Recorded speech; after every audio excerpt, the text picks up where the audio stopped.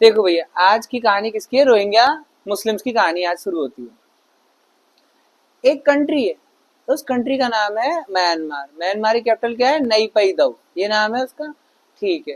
वहां पे लोग बड़े प्यार से शांति से रहते थे, प्रेम मोहब्बत से। मेनली बुद्धिस्ट कंट्री है वो, बुद्धिज्म फॉलो होता है। बुद्धिज्म बोलता है ये भाई नो वायलेंस, प्यार से रहो, ओनली पीस। यही तो है कहानी उसकी। ठीक है। एक वहां पर म्यांमार में नदन साइड पर एक डिस्ट्रिक्ट है, छोटा सा जिला था, गांव टाइप का। उसका नाम था Rakhine province. RAKHINE, Rakhine province नाम था। यहाँ पर एक मुस्लिम कम्युनिटी रहती थी। छोटे से एरिया में लोग रहते थे, मुसलमान लोग रहते थे। उन मुसलमानों का नाम था रोहिंग्या जात थी। क्या जात थी? रोहिंग्या। ROHINGYA, Rohingya. इनका मेन काम क्या था? नाव चलाते थे और मछली पकड़ना, ये सब मेन काम था इनका। अच्छा, म्यांमार की एक मेन रिवर भी है, इरावदी। मेन रिवर कौन सी है म्यांमार की? Irrawaddy. Life line of Myanmar ही बोला जाता है उसको। उस नदी पे बोट वोट चला लेते थे, और बे ऑफ बंगाल बगल में था वहां पर। अच्छा, आपको पता है अंडमान आइलैंड जो इंडिया का है, इसके ऊपर एक छोटा सा रास्ता हुआ है, शायद डंकन पैसेज, नहीं। तो ये रहते थे रोहिंग्या वाले मुसलमान, रखाइन प्रोविंस में रहते थे। अच्छा, कोई बात नहीं। एक दिन पता है क्या हुआ? एक कंपनी है, उस कंपनी का नाम है फेसबुक। फेसबुक पर एक पोस्ट आया, ऐसे ही फेक न्यूज। क्या आया? कि ये जो रोहिंग्या मुसलमान हैं, ये वहां पे म्यांमार में छोटे बच्चों को किडनैप करते हैं, उन्हें खा जाते हैं। बोलो, किडनैप करते हैं और खा जाते हैं। अच्छा, आपको पता है न्यूज देखते जब आप हो, तो वहां पर न्यूज देखने के लिए पैसे देने पड़ते हैं। आप जैसे अखबार लेते हो, पैसे देते हो ना। अच्छा, आपके मोबाइल में फेसबुक फ्री में आता है। बोलो, फेसबुक फ्री में आता है, बट वहां पर म्यांमार में फेसबुक चलाने के लिए आपको पैसे देने पड़ते हैं अलग से। मेंबरशिप, जैसे नेटफ्लिक्स में मेंबरशिप होती है ना, 199 रुपीज नेटफ्लिक्स एक महीने के लिए, उसी तरह वहां पे फेसबुक चलाने के लिए मेंबरशिप होती है। फेसबुक पे ये चीज वायरल हो गई कि रोहिंग्या वाले ये काम कर रहे हैं। इतने में म्यांमार की पब्लिक भड़क गई, बहुत ज्यादा भड़क गई, और फेक न्यूज पे, इसी कहानी पे, और उन्होंने अटैक बोल दिया। किस पे बोल दिया? रोहिंग्या मुस्लिम पे अटैक बोल दिया। तो वहां पे किसका धर्म होता है इसको रोकने का? नेता का धर्म होता है। नेता क्या होता है? पब्लिक मैनेजमेंट करने के लिए। तो वहां पर एक नेता थी, उसका नाम था आंग सान सूकी। आंग सांग सूकी। चलो, स्पेलिंग नहीं आने वाली पेपर में, आपको याद रखना। इस आंग सांग सूकी ने बहुत कोशिश करी लोगों को रोकने के लिए कि मत लड़ो मत लड़ो। ठीक है। तो इसको क्या मिला? नोबेल पीस प्राइज मिला, अवार्ड मिला, पूरे वर्ल्ड लेवल में रिकॉग्नाइज किया आंग सांग सूकी। ठीक है, इतनी महान लेडी है। अच्छा, फिर अचानक से एक दिन इसके सामने भी खबर आई कि हाँ कुछ रोहिंग्या मुसलमान ऐसा करके खा रहे हैं, सामने खबर आई। तो थोड़ी सी ये अग्रेसिव हुई, ज्यादा नहीं हो पाई, बट वो चीज प्रूव हो गई कि ये कुछ घटनाएं घट रही हैं। रखाइन नाम की जगह रोहिंग्या मुसलमान कुछ हरकतें कर रहे हैं, ऐसी वाली खबर आई। इतने में वहां पे मिलिट्री एक्टिवेट हो गई। क्या हो गई? मिलिट्री एक्टिवेट हो गई। आर्मी ने बोला तू आंग सांग सुकी हट जाए यहाँ से, और हम जा रहे हैं। अब पूरी फौज गई है। समझ में आया आपको? फौज गई है, और army has attacked Rakhine province. यहाँ पे कौन रहते थे? रोहिंग्या मुसलमान रहते थे। आंग सांग सूकी को कहाँ डाल दिया? जेल में डाल दिया। और खुद मिलिट्री, जैसे मुशर्रफ आया था ना पाकिस्तान में, परवेज मुशर्रफ करके था, मिलिट्री रूल, उस टाइप के ये लोग कहाँ बैठ गए? पार्लियामेंट में आके बैठ गए। कौन? मिलिट्री। और इस गवर्नमेंट को नाम दे दिया जुनता गवर्नमेंट। JUNT है, जुनता गवर्नमेंट। अच्छा, अब क्या हुआ? सुन लो अब क्या हुआ। तो ये रोहिंग्या वहां से जान बचा के भागे। अब नाव चलाना इनको आता था, इस बार नाव दी, बढ़िया वाली नाव, समुद्र वाली नाव। तो नाव में किसी तरह लग जगा के ये लोग वहां से भागे अपनी जान बचाने के लिए। कईयों को तो काट डाली वहां की मिलिट्री। भागे भागे भागे भागे, पानी के रास्ते ये लोग पहुंचे बांग्लादेश, फिर पहुंचे इंडिया। इंडिया रेफ्यूजी पॉलिसी नहीं है इंडिया के पास। बोलो, इंडिया बोलता है कोई रेफ्यूजी नहीं आएगा। हमारी खुद की पॉपुलेशन इतनी ज्यादा, उनको सरकारी नौकरी दे नहीं पा रहे हैं, पेपर लीक हो रहा है। अनएम्प्लॉयमेंट की वजह से इतनी सीटें भी नहीं आई, 400 पार क्यों नहीं हो पाया? बेरोजगारी की वजह से, सरकारी नौकरी है नहीं। वो तो यूट्यूब ना हो तो मर जाए लोग। ठीक। अच्छा साहब, आ गए। इंडिया ने बोला नहीं नहीं नहीं नहीं, नो रोहिंग्या। तो रोहिंग्या ने बोला अरे भाई रख लो रख लो। अब रोहिंग्या कौन जाते हैं? मुसलमान है। तो रोहिंग्या कहाँ भागे? मुसलमानों के पास भागे, ममता बनर्जी के पास गए, हमें बचा लो दीदी दीदी। किसी ने बोला थोड़ा बहुत देख सकते हैं बट रेफ्यूजी नहीं हो जाएगा, मुसलमान हो तो अरे क्या करें। अच्छा तो ये भागे आसाम, आसाम में बहुत मुस्लिम पॉपुलेशन है वहां पर, आसाम भागे कि मुसलमानों में छुप जाएंगे हम भी, पता नहीं लगेगा। अच्छा तो फिर आसाम में क्या करानी पड़ी? एनआरसी करानी पड़ी, नेशनल रजिस्टर ऑफ सिटीजनशिप हुआ आसाम में कि नागरिकता बताओ कौन हो तुम, छुपे तो नहीं हो। अब पता कैसे लगाएं यार, हम जैसे एक जैसे लगते हैं।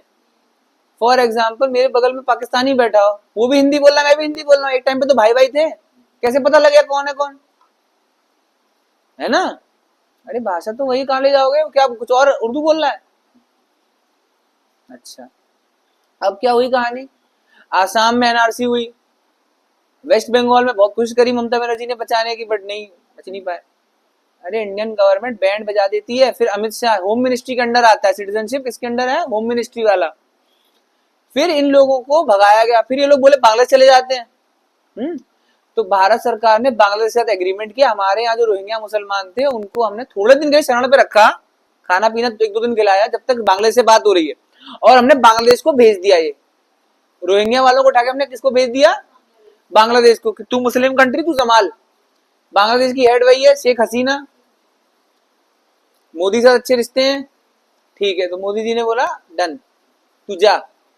अच्छा शेख हसीना, अरे बांग्लादेश इतनी बड़ी कंट्री नहीं है, और बांग्लादेश की पॉपुलेशन समझ लो, यहाँ पे जो बेल्ट है ना चावल खाने वाली पॉपुलेशन है, बोलो जहां लोग चावल खाते हैं वहां ज्यादा बच्चे होते हैं, समझ में आ गया? उत्तर प्रदेश, कोल्डिवा बेलन वैली एंशिएंट में आया था, क्या होता था? चावल, हो गए बच्चे। इंडिया लार्जेस्ट पॉपुलेटेड स्टेट कौन सा है? डन। और फिर नंबर 2-3 पे बिहार, वेस्ट बंगाल, वहां भी क्या खाते हैं? रोटी खाता है वहां पे, आगे दिखाए रोटी, चावल, हो गए बच्चे। और बांग्लादेश क्या खाता है? चावल। अरे दाल भात, भात क्या है? करेंसी ऑफ थाईलैंड मत कह देना, ठीक है, भात मतलब चावल। अच्छा ठीक है सर, बांग्लादेश बहुत पॉपुलेशन है और बहुत बड़ा इलाका है, इंडिया जैसा इलाका है कि हिमालय से लेकर कन्याकुमारी तक है, नहीं ना? तो ये क्या कर रहे थे बांग्लादेश वाले?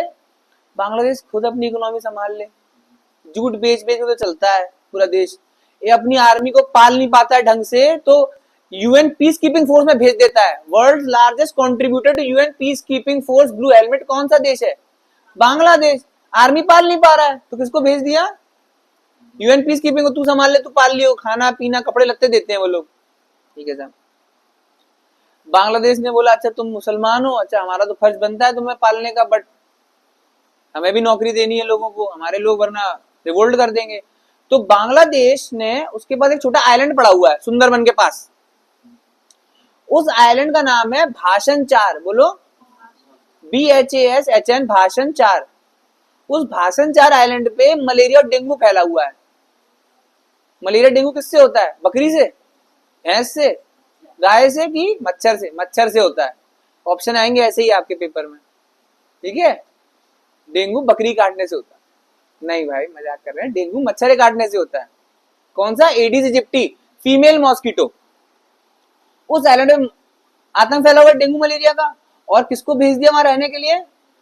रोहिंग्या मुसलमानों को बांग्लादेश ने कहा भेज दिया? भाषण 4 पे। अब भाषण 4 आइलैंड की में तो बीमारी फैली हुई पहले से। नंबर 2, ग्लोबल वार्मिंग की वजह से, सॉरी क्लाइमेट चेंज की वजह से ग्लोबल वार्मिंग हो रही है, या ग्लोबल वार्मिंग की वजह से क्लाइमेट चेंज हो रहा है? ग्लोबल वार्मिंग की वजह से क्लाइमेट बदल रहा है, ठीक है, गर्म हुआ फिर क्लाइमेट बदला, क्लाइमेट बदलने की वजह से ग्लेशियर पिघल रहे हैं, ग्लेशियर पिघलने की वजह से पानी वाटर लेवल बढ़ रहा है, वाटर लेवल बढ़ रहा है तो वो आइलैंड डूब रहा है। अब वो आइलैंड डूब रहा है तो रोहिंग्या मुसलमान कहाँ जाएं? रोहिंग्या मुसलमान ने नेट पे सर्च किया, गूगल विकिपीडिया पे, Muslim country near by, Muslim country near by कौन सी आई? इंडोनेशिया। तो अब ये जा रहे हैं इंडोनेशिया के रास्ते पे, ठीक है, कहां से? बांग्लादेश से, ठीक है। अच्छा आपको एक और बात बताऊं, एनआरसी एक और रीजन की वजह से भी हुई थी। जब बांग्लादेश की आजादी हुई 1971 में, तो बांग्लादेश के बॉर्डर पे कुछ ऐसे लोग रहते थे ट्राइबल, उन्हें पता नहीं था कहाँ जाए, बांग्लादेश जाए कि इंडिया जाए, और वो ट्राइबल टाइप के थे, डर गए, इतनी फौज मिलिट्री देख के भागे, वो भगकर आसाम आ गए थे। मेघालय पहुंच गए थे, बॉर्डर है ना बांग्लादेश के साथ, वेस्ट बंगाल आ गए थे। इनका नाम था हजोंग एंड चकमा रेफ्यूजी। बोलो, हजोंग एंड चकमा रेफ्यूजी 1971 में आ गए थे। इसीलिए 1971 में वो स्टेट भी बनाए गए थे, आपको पता है? मेघालय, मणिपुर, त्रिपुरा कब बनाया गया? 1971 में अलग स्टेटहुड बनाया गया। क्यों बनाया गया? हजोंग और चकमा भाग आए हैं और भी ना आ जाए तो रोकने के लिए। हाँ, आसाम स्टूडेंट यूनियन थी, आसू। समझ में आ रहा है? उसने कितना बड़ा राजीव गांधी के साथ बोला था कि कुछ करो, सिटीजनशिप के कुछ लोग, आसाम अकॉर्ड हुआ था फिर वो,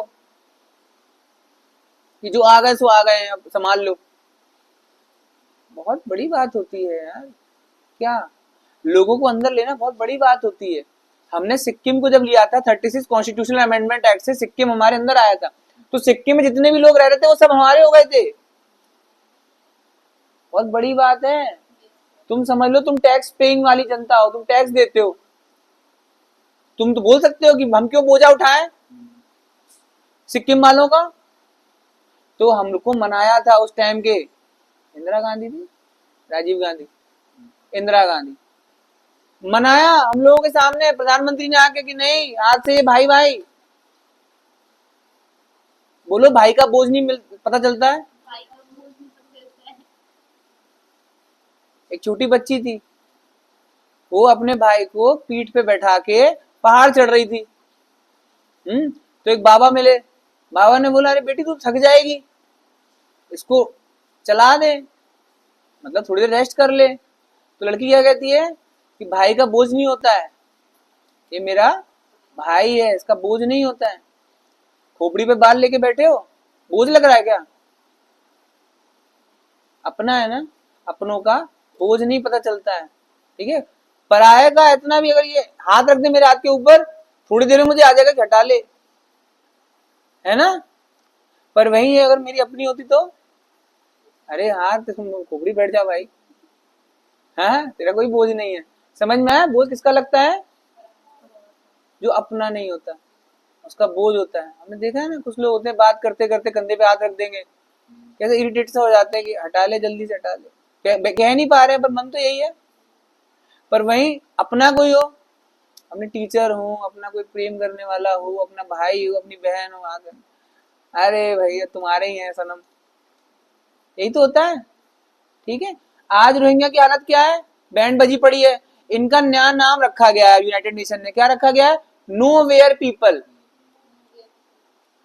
कहाँ जाए, अपना कोई ठिकाना नहीं, ठीक, यही है। क्या किया जाए इनके साथ? मैं बताऊं बेस्ट, इनको भेजो इंग्लैंड, और इंग्लैंड वाला भेज ही रहा है, कहां भेज रहा है? रुआंडा भेज रहा है, भेज रहा है ना रुआंडा। रुआंडा की कैपिटल क्या है? किगाली। मैंने रोहिंग्यास को शिफ्ट करो, समुद्र में तैरना आता ही नहीं, तुम जाओ इंग्लैंड, और इंग्लैंड वाला तो भेजा रुआंडा। बेचारा बहादुर जफर का लास्ट डायलॉग क्या था? 2 गज जमीन ना मिली बदनसीब बादशाह को, 2 गज जमीन ना मिली बदनसीब रोहिंग्या को। चलो